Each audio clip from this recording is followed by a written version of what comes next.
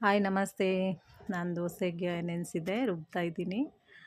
ನೀವು ನಂಬ್ತಿರೋ ಇಲ್ವೋ, ನಮ್ಮ ಮನೇಲಿ 8-9 ತಿಂಗಳಿಂದ ದೋಸೆ ಹಿಟ್ಟಂತೂ ಯಾವಾಗಲೂ ಸ್ಟಾಕ್ ಇರುತ್ತೆ. ಒಂದೊಂದು ದಿವಸ ಆನಿಯನ್ ದೋಸೆ, ಒಂದೊಂದು ದಿವಸ ಸೆಟ್ ದೋಸೆ, ಮಸಾಲೆ ದೋಸೆ, ಪ್ಲೈನ್ ದೋಸೆ, ಈ ಥರ ದೋಸೆ ಏನೇ ಬೇರೆ ಟಿಫನ್ ಮಾಡಿದ್ರೂ ಮಧ್ಯಾಹ್ನನೋ ಇಲ್ಲಾಂದರೆ ಬೆಳಗ್ಗೆ ಹೊತ್ತು ಯಾವುದೋ ಒಂದು ಟೈಮ್ಗೆ ನನ್ನ ಮಗಳು ಒಂದು ದೋಸೆ ಆದರೂ ಹಾಕ್ಕೊಂಡು ತಿಂತಾಳೆ.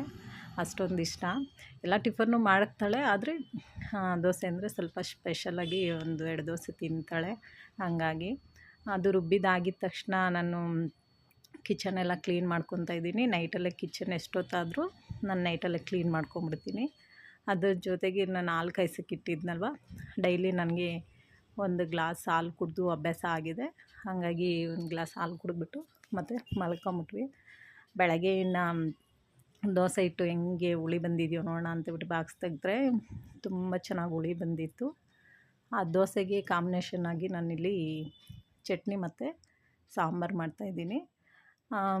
ಅದು ವಿಡಿಯೋ ಮಾಡ್ಕೊಳಕ್ಕಾಗಿಲ್ಲ, ಹಾಗಾಗಿ ದೋಸೆ ಮಾಡೋದು ತೋರಿಸ್ತಾಯಿದ್ದೀನಿ. ಮತ್ತು ಮಧ್ಯಾಹ್ನಕ್ಕೆ ಊಟಕ್ಕೆ ನಾನು ಕೆಂಪಕ್ಕಿ ಬಳಸಿ ಅನ್ನ ಮಾಡಿಕೊಂಡು ಅದ್ರ ಜೊತೆಗೆ ಮೊಸರು. ಏನಪ್ಪ ಅಂದರೆ ಅಮ್ಮ ಮಾಡೋರು ಅವಾಗ ಕೆಂಪಕ್ಕಿ ಮಾಡಿಬಿಟ್ಟು ಅನ್ನ ಮಾಡಿಬಿಟ್ಟು ಮೊಸರು ಮನೆಯಲ್ಲೇ ಮಾಡೋರು, ಹಾಕ್ಕೊಡೋರು. ತುಂಬ ಟೇಸ್ಟಿಯಾಗಿರ್ತಾಯಿತ್ತು. ಇವಾಗಂತೂ ಟೇಸ್ಟೇ ಇರೋಲ್ಲ. ಕೆಂಪಕ್ಕಿ ಫಸ್ಟ್ ಟೈಮ್ ನಾನು ಮಾಡಿದ್ದು. ಊಟ ಮಾಡಿಕೊಂಡು ಮಧ್ಯಾಹ್ನ ಮತ್ತು ಒಂದು ಆರ್ಡ್ರ್ ಬಂದಿತ್ತು, ಟಾಪ್ಸ್ ಬೇಕು ಅಂತೇಳ್ಬಿಟ್ಟು ಅವರಿಗೆ ಟಾಪ್ಸ್ ಎಲ್ಲ ಪ್ಯಾಕ್ ಮಾಡಿ ಕಳಿಸ್ಕೊಟ್ಟೆ. ಇದಾಗಿತ್ತು ಇವತ್ತಿನ ವಿಡಿಯೋ ಇಷ್ಟ ಆದರೆ ಒಂದು ಲೈಕ್ ಮಾಡಿ, ಶೇರ್ ಮಾಡಿ, ಫಾಲೋ ಮಾಡಿ. Thank you.